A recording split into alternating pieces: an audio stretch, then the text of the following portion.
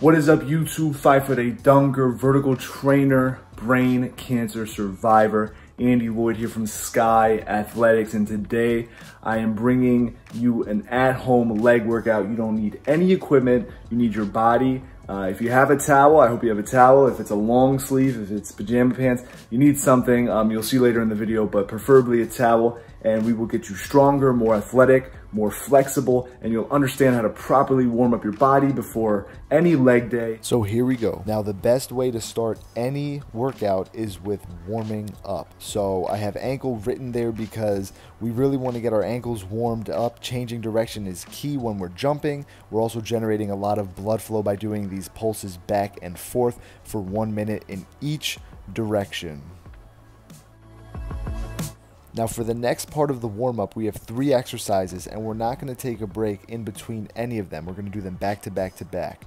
Scap pullbacks, we are going to keep our arms straight while ripping our scaps or shoulder blades back. And you'll see right here, it's like I'm trying to squeeze a pencil with my shoulder blades, which leads me right into the next part of proper posture, is opening up the shoulders. Now I'm taking this towel from the front of my waistline all the way to the back around my butt. This is opening up the pec, and again the shoulders to keep that posture upright, finishing it off with a basic lat pull downs. You see I exaggerated a little bit, but the towel definitely helps to keep my arms out and wide.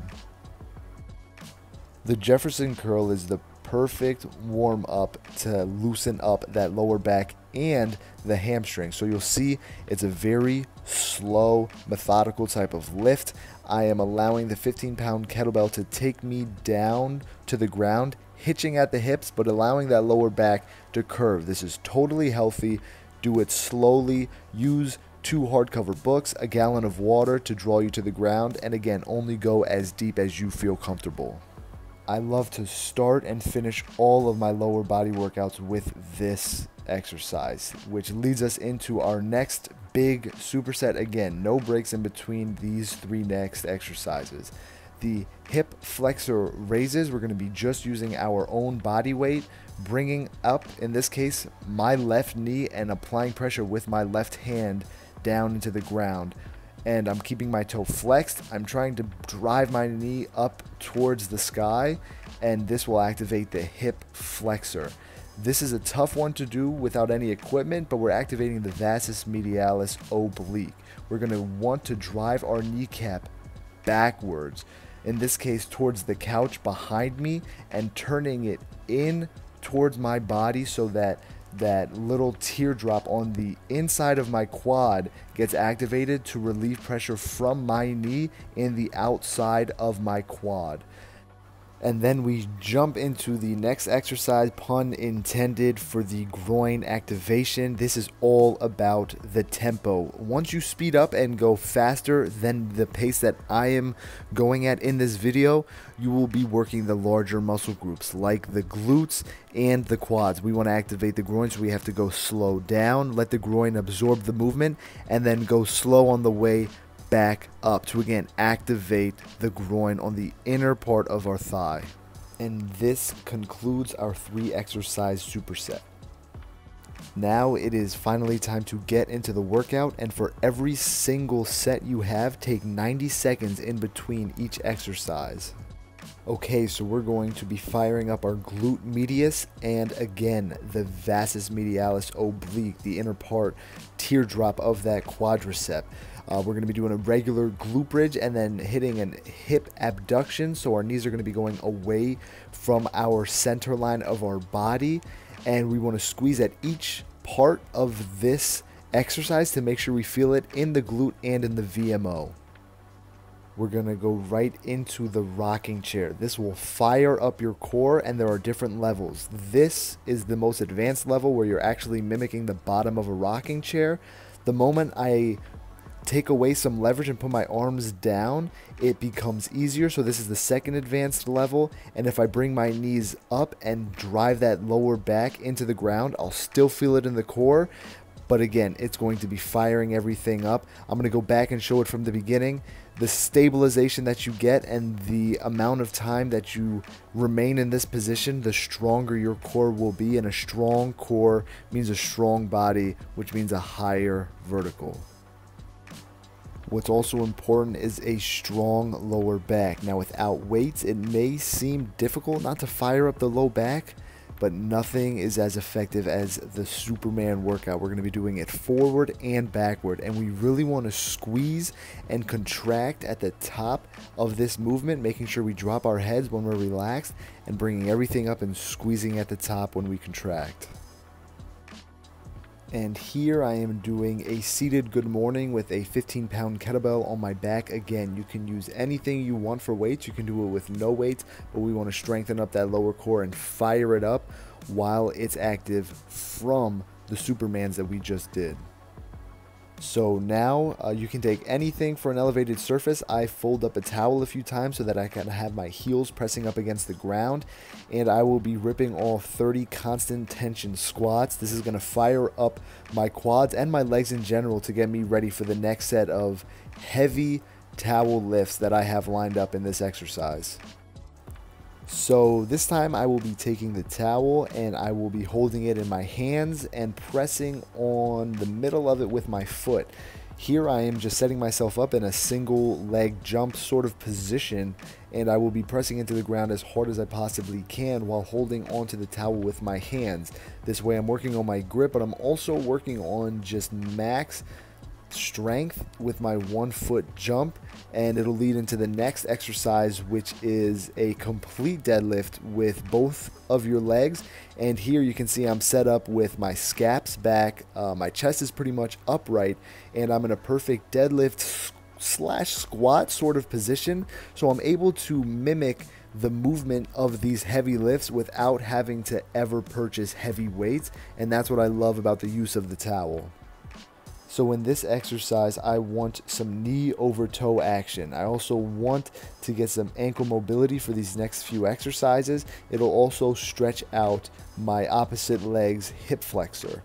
This is a great exercise that you can do, and if you don't want to bother your neighbors downstairs in an apartment, you want to land as softly as possible. So jump off of 1 foot while the opposite leg is back on an elevated surface, and tuck that knee up into your chest and land as softly as you possibly can.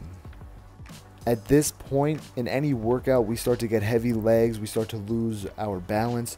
So I like to go on one leg and just do random toe touches. I would get a ball, maybe stand upright on one leg and go around my waist with it. Anything to keep balance. You can dribble a ball against the wall and stand on the ball of your foot on one leg. Challenge yourself. If you want any more suggestions, definitely let me know. So these are the body weight version of quadricep extensions, and I have a towel tied up and it's underneath the couch. You can get leverage any place you feel like it's secure. This is where I feel most secure, and you'll feel this after just a few reps. So try a full set of this, take your full rest time, and definitely comment down below how you feel. So you'll see again with the setup that I have the towel tied underneath the couch. I'm pressing my heels up against the towel, and this is a hamstring dominant exercise. So these are essentially hamstring curls, but it's called the Nordic lift, and it will turn you into an athlete and not allow you to walk properly for the first week that you do these. The key is to keep your back completely flat, and I'm using my arms pretty much just for assistance. This is a very difficult exercise just to get 1 or 2 reps of just straight up body weight on a glute ham machine, which is where I would normally do this workout on. But again, use as much assistance as you need. I will play this over probably 2 or 3 times, so take it all in, keep your back flat, get leverage where you feel you're most comfortable, and just try it out and let me know how it makes you feel as well.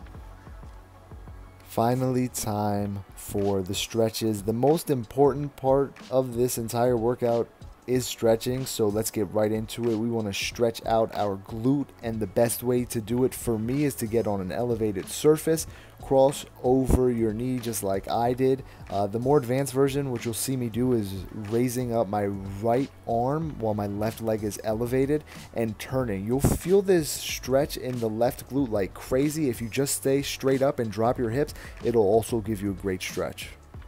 For the sake of shin splints and keeping everything balanced, this is also something great you could throw into the exercise itself, but I love to stretch with it just because it loosens up the shins. It keeps you from getting shin splints the next time you go to jump. If everything else is loose and the shins are tight, it's not a great dunk session, so give these a shot. One of the more important stretches in jumping is loosening up that outer quad and the hip flexor, so this is the couch quad stretch. I am applying pressure and pushing back. I'm staying upright with my chest, but again, you'll see I'm completely upright. I'm fairly flexible here, so you'll see my butt is pretty much against my heel, and that's where you want to, I guess, advance to.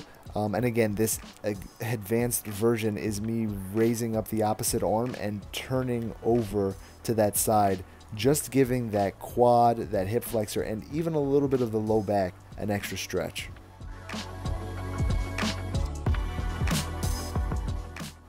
If you've ever had a gym class or played organized sports, you know the butterfly stretch, pressing down on the inside of your knees with your elbows.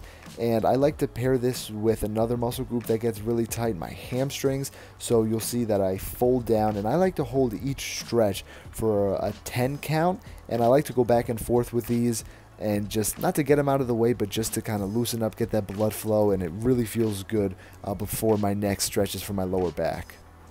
So for this stretch, I have my right hand actually underneath the couch as leverage. I'm pressing my right shoulder against the ground, and I'm taking my right leg and bringing it, trying to make that 90-degree angle and really giving that low back a solid stretch, and just trying to breathe and relax as I hold this for a pretty long duration of time. This stretch is more about how long I can hold it and how loose I can get, as opposed to me just doing it for 3 to 4 seconds, stopping, breathing, and switching to another stretch.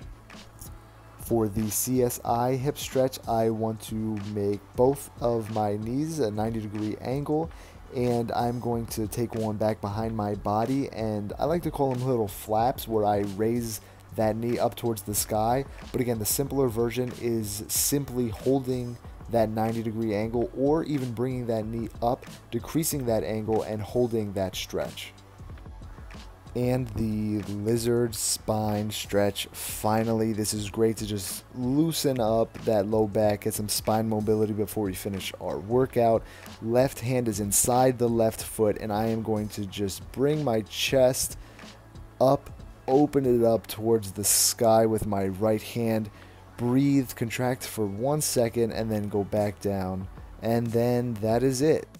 Okay, so I hope that you all enjoyed that workout. To download the file for the set and the rep count, go to my website and subscribe to my mailing list, and you'll receive the PDF file, www.skighathletics.com, skighathletics.com. Comment down below if this helped you. Like, comment, and subscribe. Share this with somebody else if you feel like they could benefit from it. Again, stay home, stay healthy, and jump higher. Get to work. Talk to you guys soon.